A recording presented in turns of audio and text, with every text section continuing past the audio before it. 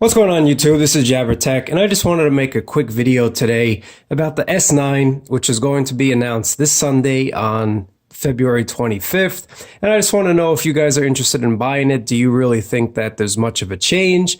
Now, this is what the phone will look like. And these are all the leaked images that we expect will be the S9. And to me personally, I just don't feel that it's worth the upgrade, especially now that this phone might cost somewhere around the $900 mark. When the S8 came out, it was $750, give or take here in the US. But now with the phone costing about $900, so after tax here in New York City, you're looking about $1,000 for the S9. Who knows what the S9 Plus is going to cost? I'm probably going to say maybe another 100, so 1,100.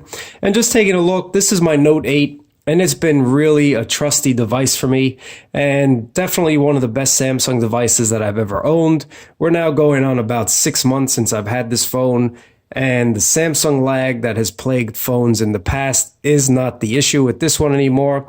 And that's what I want to bring up. The Note 8 has 6 gigabytes of RAM, and I think that definitely has something to do with it. I think that TouchWiz, or the Samsung Experience now that they're calling it that, definitely takes a lot of RAM, and over time it just bogs down your system. And that's another thing. If Samsung is charging close to $900 for their new phone, how come it's only shipping with 4 gigabytes still? I think the standard should be 6 gig and 128. That's just my opinion. Let me know what you guys think in the comments below about that. But with phones costing upwards of $1,000, you definitely should give us more for our money. And the 6 gigabyte of RAM and 128 starting, if OnePlus can do it for $500, $600, Samsung definitely can do it with all their purchasing might. And considering they make the chips themselves, I'm sure they get a pretty good discount on them. So a lot of people complained about the fingerprint scanner on the S8 and the Note 8. And personally, I don't have any issues with it.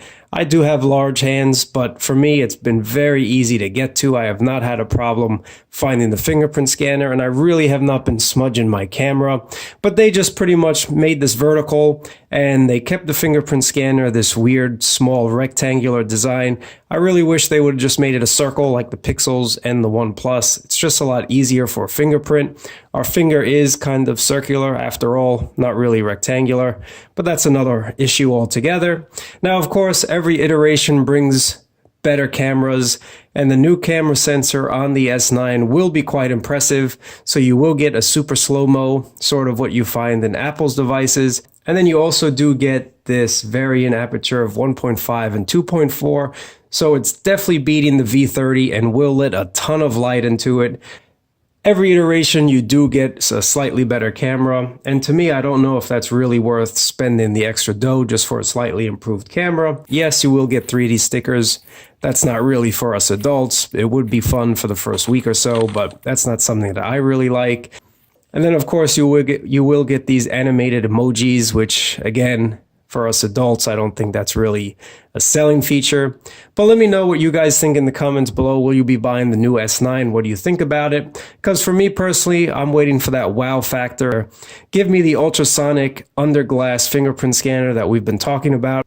And I'm not talking about the one that was just released. That one, you still need a light sensor. I'm talking about the ultrasonic one that Qualcomm has been promising us for a while, which will work with wet fingers, dirty fingers, or whatever. That's what I'm waiting for. I'm waiting for the wow feature.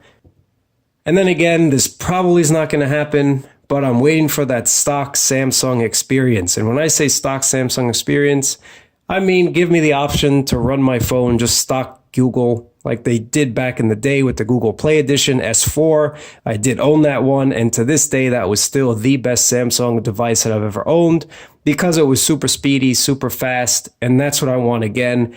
I think it's time for manufacturers to give us the option upon first boot. Do you want our user experience, or do you just want to run stock?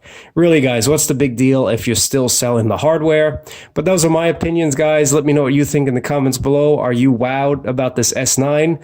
Are you super stoked about it? Or is it something that you might pass on? Talk to you guys next time, and let's keep the discussion going down in the comments below. Peace.